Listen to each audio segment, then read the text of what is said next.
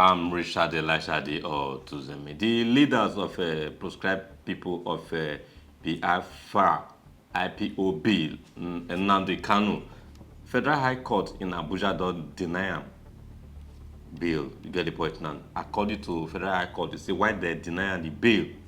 They say the first time when they grant a bail, he jump bail, travel abroad. So they cannot grant him another bail anymore, because he say he run for the first time. Meanwhile, Nnamdi Kanu don't call us say why he escape bail that first time. Now based on say Nigerian army invaded his home and he had to run for his life to avoid being killed. You get the point now. So these are the reasons why Nnamdi Kanu jump bail for the first time.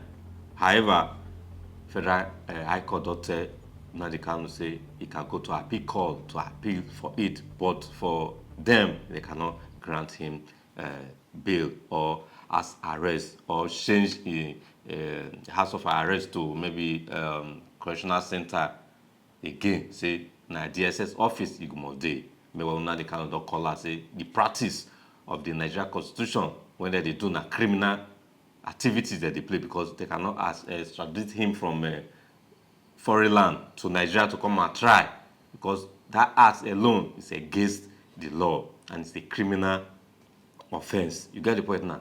Because this guy is very sound. Now this guy people we need for this country to the march of certain things. Everybody cannot dull. Anybody standing in trial or coming to try me is a terrorist. That's what their law says. Section what? As simple as that. Section 2, subsection 3F of Terrorism Prevention and Prohibition Act. That's what it says. Any court considered to try me is committed an act of terrorism. Yes. Very clear. You cannot violate a treaty that Nigeria entered into and then come to try that very person. Is not done anywhere in the world. So you must be aware of that. So that is why there is all these ridiculous delays. That is what Supreme Court said. I did not jump bail. My home was invaded.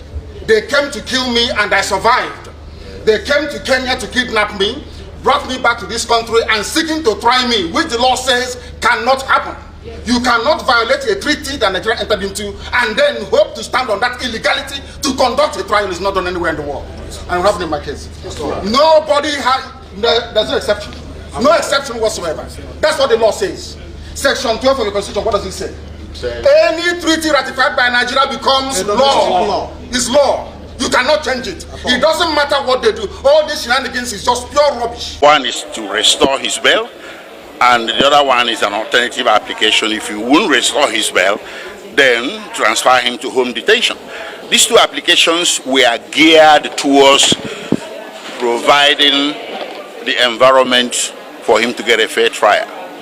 Unfortunately, the court was not in sync with us. But it's very, very important to stress this point, that what got us this far, what led to all these problems, is the refusal of the court to obey or implement, for want of a better word, to implement the ruling of the Supreme Court that Nnamdi Kanu never jumped bail, that he was driven into exile by the actions of the prosecution, and therefore the ruling by the court that he jumped bail shouldn't have been made. So ordinarily, we expected that this court would have just followed suit by restoring his bail, but it didn't happen. So now the court that's not what the Supreme Court said. So we're going to look at that. We're going to go home as a legal team and ruminate over this and come out with a legal response to this anomaly. The court made some order that he felt is in our favor, but really it's not in our favor. He made modifications in the conditions of the detention at the DSS. If you recall, they used to take documents from us. They used to listen in because they bugged the place and everything. She made an order that the room should be changed and all that.